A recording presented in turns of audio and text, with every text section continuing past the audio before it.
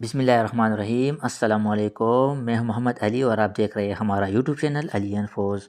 आज की इस वीडियो में हम मुख्तलिफ टीचिंग कैरियर पोस्ट के स्क्रीनिंग टेस्ट में नेगेटिव मार्किंग के हवाले से तफसीलात शेयर करेंगे कि ईटा स्क्रीनिंग टेस्ट में नेगेटिव मार्किंग कैसे और इसकी क्या क्राइटेरिया होती है। इसके साथ ये भी बताएंगे कि स्क्रीनिंग टेस्ट में टोटल MCQs और कितने टोटल मार्क्स और कितने पासिंग मार्क्स होंगे, करेक्ट MCQs पर आपको कितने मार्क्स मिलेंगे और रॉन्ग MCQs पर कितने मार्क्स आपसे काट लिए जाएंगे, और जिन MCQs को आप अटेम्प्ट नहीं करेंगे तो क्या उसकी भी नेगेटिव मार्क्स होगी या नहीं।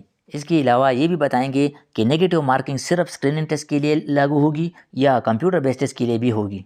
तो हम ये सब डिटेल इस वीडियो में डिस्कस करने जा रहे हैं, लिहाजा वीडियो को एंड तक देखें। सबसे पहले आपको इस हवाले से बताते चले कि ईटा ने बाकायदा आने वाले तमाम स्क्रीनिंग टेस्ट के लिए नेगेटिव मार्किंग की पॉलिसी लागू कर दी है। ये नेगेटिव मार्किंग फ़िलहाल सिर्फ स्क्रीनिंग टेस्ट के लिए लागू कर दी गई है, जबकि कंप्यूटर बेस्ड टेस्ट के लिए बाद में इस हवाले से फैसला होगा। अब ईटा स्क्रीनिंग टेस्ट की नेगेटिव मार्किंग पे बात करते हैं कि इस नेगेटिव मार्किंग का क्या मतलब है, इसकी क्या क्राइटेरिया है और किस तरह ये नेगेटिव मार्किंग होती है। स्क्रीनिंग टेस्ट में नेगेटिव मार्किंग का मतलब है कि आप जो MCQs गलत करते हैं तो इसके आपसे मार्क्स काट लिए जाते हैं। यानी अगर आप पेपर में एक MCQs को करेक्ट करते हैं तो इसके आपको 2 मार्क्स मिलेंगे, और अगर आप एक MCQs को गलत करते हैं तो इसके आपसे 1 नंबर काट लिया जाएगा। ईटा स्क्रीनिंग टेस्ट में नेगेटिव मार्किंग के लिए अमूमन 0.25% या 1/4 नेगेटिव मार्किंग का फार्मूला यूज़ होता है। यानी अगर आपका एक MCQs गलत होता है तो टोटल मार्क्स का चौथा हिस्सा काट लिया जाता है।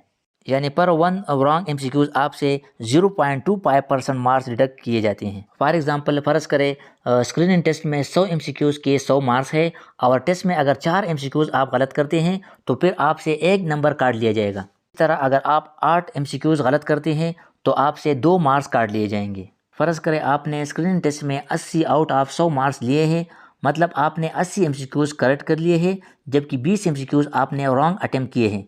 अब नेगेटिव मार्किंग फार्मूले के मुताबिक अगर आप 4 MCQs रॉन्ग करते हैं तो आपसे 1 नंबर काट लिया जाएगा। अब हमने 20 MCQs रॉन्ग अटेम्प्ट किए हैं तो 5 मार्क्स हमसे डिडक्ट होंगे। 80 से 5 मार्क्स माइनस करने से हमारे 75 टोटल मार्क्स आ जाएंगे। ये थी स्क्रीनिंग टेस्ट में नेगेटिव मार्किंग की क्राइटेरिया, जो आपको समझ आ चुका होगा कि नेगेटिव मार्किंग कैसे होती है। अब बात करते हैं कि टीचिंग कैडर स्क्रीनिंग टेस्ट के लिए कितने MCQs और कुल कितने मार्क्स होंगे, करेक्ट MCQs पर कितने मार्क्स दिए जाएंगे और रॉन्ग MCQs पर कितने मार्क्स काटे जाएंगे, और जो MCQs आप अटेम्प्ट नहीं करेंगे तो उसकी भी नेगेटिव मार्किंग होगी या नहीं।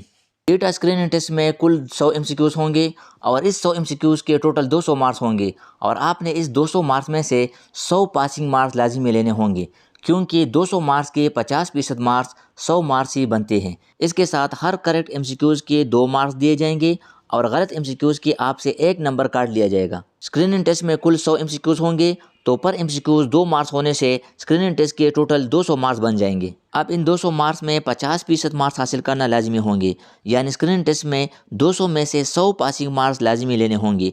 अगर आप 200 टोटल मार्क्स में से 100 से कम मार्क्स स्क्रीनिंग टेस्ट में लेते हैं तो फिर आप फेल तस्वर होंगे और कंप्यूटर बेस्ड टेस्ट के लिए अहल नहीं होंगे। अब यहाँ एक बात याद रखें, स्क्रीनिंग टेस्ट के पासिंग मार्क्स 50% रखे गए हैं, सिर्फ 50 पासिंग मार्क्स नहीं हैं। अब जैसे कि हमने पहले भी कहा कि 1 करेक्ट MCQs के 2 मार्क्स आपको मिलेंगे, जबकि एक रॉन्ग MCQs के 1 नंबर आपके टोटल मार्क्स से काट लिए जाएंगे। फॉर एग्जांपल फ़र्ज़ करें अगर 100 MCQs का पेपर है तो इसके कुल 200 मार्क्स होंगे। अब अगर आप इस 100 MCQs में सिर्फ 50 MCQs करेक्ट करते हैं, जबकि 50 MCQs के आप रॉन्ग आंसर देते हैं, और एक करेक्ट MCQs के 2 मार्क्स है तो 50 करेक्ट MCQs के आपके 100 मार्क्स आ जाएंगे, जबकि इसके साथ आपने 50 MCQs रॉन्ग अटेम्प्ट किए हैं तो 50 रॉन्ग MCQs के 50 नेगेटिव मार्क्स बनते हैं।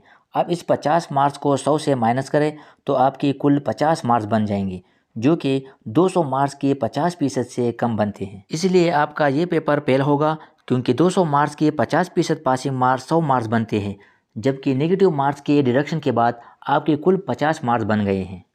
अब अगर आपने सिर्फ 50 MCQs करेक्ट अटेम्प्ट किए होते और बाकी 50 को छोड़ देते तो इस सूरत में आपको 50 करेक्ट MCQs के 100 मार्क्स मिलते और आपका स्क्रीनिंग टेस्ट क्वालिफाई होता। लिहाजा MCQs अटेम्प्ट करते वक्त ख्याल करें, जो आपको 100% कन्फर्म आंसर लगता हो तो सिर्फ उसको अटेम्प्ट किया करें और बाकी को अटेम्प्ट ना करें, क्योंकि आप जिस क्वेश्चन को अटेम्प्ट करेंगे तो सिर्फ उस क्वेश्चन के मार्क्स या नेगेटिव मार्क्स लगेंगे, और जो अटेम्प्ट नहीं करेंगे तो उसके नेगेटिव मार्क्स नहीं होंगे। अब आपको दूसरा एग्जांपल दे, फ़र्ज़ करें आप ईटा स्क्रीनिंग टेस्ट में 75 MCQs करेक्ट कर लेते हैं और 25 MCQs रॉन्ग सेलेक्ट करते हैं, तो इस सूरत में 75 करेक्ट MCQs के आपको 150 मार्क्स मिलेंगे और 25 रॉन्ग MCQs की 25 मार्क्स इससे माइनस करें तो आपके कुल मार्क्स 125 आएंगे, जो कि ये 50% से ज़्यादा बनते हैं और आपका ये टेस्ट पास होगा और आप कंप्यूटर बेस्ड टेस्ट के लिए क्वालिफाई करेंगे। अब अगर आप चाहते हैं कि हम स्क्रीनिंग टेस्ट पास करें और नेगेटिव मार्क से बच जाए, तो आपको चाहिए कि आप पहले उन 50 MCQs को अटेम्प्ट करें जो आप समझते हैं कि इसके आंसर 100% करेक्ट है और आप 100% श्योर हो तो पहले उनको अटेम्प्ट करें। फिर इसके बाद उस MCQs को अटेम्प्ट करें जिस पर आप 80% श्योर हैं तो वो अटेम्प्ट करें। तुक्के न लगाए, क्योंकि नेगेटिव मार्किंग में तुक्के नहीं लगते, बल्कि जस्ट वो MCQs क्वेश्चन अटेम्प्ट करें जिस पर आप 100% श्योर हों। जिस पर आप श्योर नहीं हैं तो वो क्वेश्चन अटेम्प्ट न करें बल्कि उसको छोड़ें। अगर आप लालच में आकर तुक्के लगाएंगे तो फिर नेगेटिव मार्किंग की सूरत में करेक्ट क्वेश्चन के मार्क्स भी आपसे डिडक्ट हो जाएंगे। लिहाजा अगर 100 MCQs का पेपर हो तो फिर इसके 200 मार्क्स होंगे और आपको जस्ट 100 पासिंग मार्क्स लेने होंगे। इसलिए सिर्फ वो 50 या इससे ज़्यादा MCQs को अटेम्प्ट करें जिसके आंसर आपको 100% करेक्ट लगते हो और बाकी को अटेम्प्ट न करें, तो इस सूरत में आप स्क्रीनिंग टेस्ट क्वालिफाई कर लेंगे।